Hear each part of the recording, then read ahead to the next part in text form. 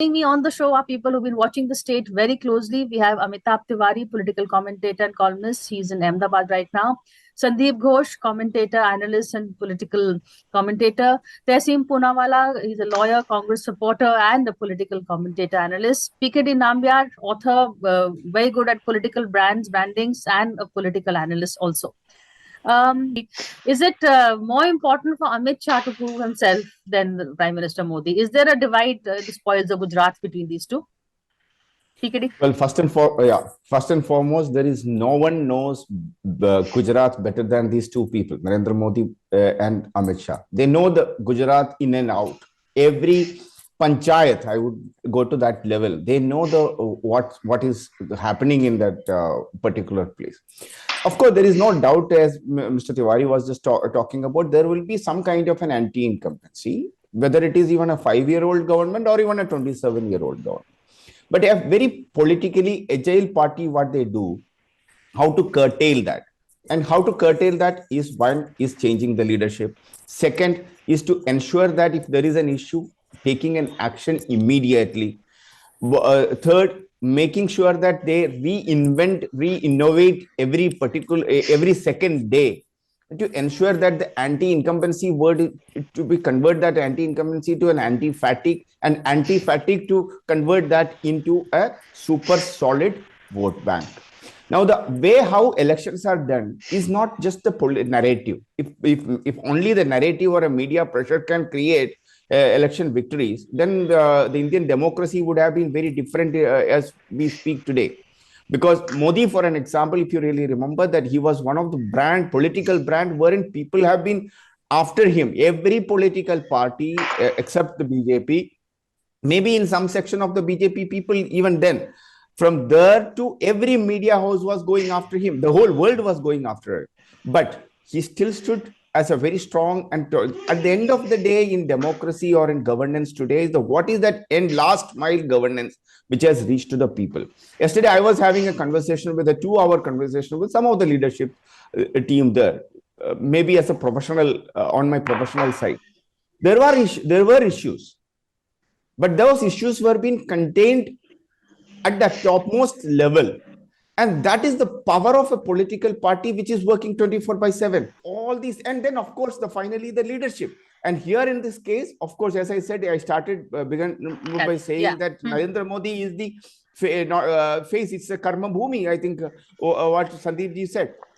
I think it's an advantage the BJP, and this time around, it is the whole idea of BJP's campaign is to ensure that the last time they went less than 100, and this time they wanted to say that no, BJP is in command, Modi's popularity is even more than what it was. Will the BJP cross 100 or not? Quickly, last word to PKD because we're nearly out of time. PKD. Yeah, okay, I'll quickly.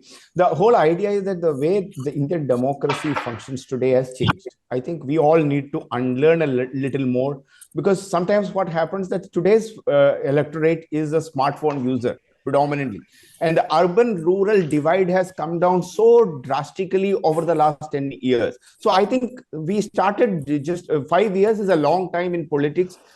From 5 years of technology and development, the human index, the availability and the knowledge of people have also gone.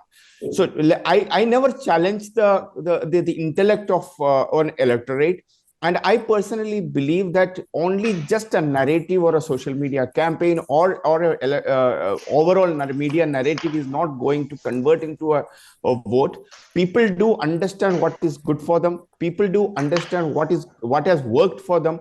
And if you really look at from the last 30 years of Indian election, whether it is even in Delhi, Sheila Dikshit, to most of the people, they don't wanted to experiment with another government unless they feel that this government has done very bad in terms of corruption, non-performance, or something or the other. But here is a party. I'm not saying that in BJP they have not been doing everything perfect. There may be some shortfalls, but there is a mechanism within the party. whenever if an individual or a collective people are not doing very well, if the sentiments against the leadership is not good, the party takes actions in seconds, fraction of seconds, and all these actions do not even get any kind of a mileage or any rebellion coming from. On the other hand, and I discredit the Aam Aadmi Party's presence here. I traveled 13 days there, and I realized that Aam Aadmi Party is just more of like a media creation. They made some, as Tehseen was talking about, initial some kind of a drama, but the drama is only applicable to people. It's the audience which matters. The Gujarat audience, as Amitabh ji was talking about the Saurashtra or the tribal regions, even the tribal regions, like this time around, how Modi have started his campaign. He started saying that A for Adivasi. That is the way he started. So there is an outreach. BJP do understand their weakness and challenges. They are working on it. I think this election is to prove another point that BJP's Mecca, Gujarat is the Mecca of BJP, and it is going to be more and more stronger. That will lead to the 2024 election in a big way. So that is the takeaway for this election. Aam Aadmi Party is insignificant, but one joke. Adding one word. See, if you really look at the itinerary of Narendra Modi in Gujarat, any of us, in the five of us in this group, or forget about that, nobody in this country can match that kind of an itinerary and an action packed from 7 on. Please, I can. Keeping a close eye on the Gujarat election, but thank you all for this conversation. Thank you. Thank you.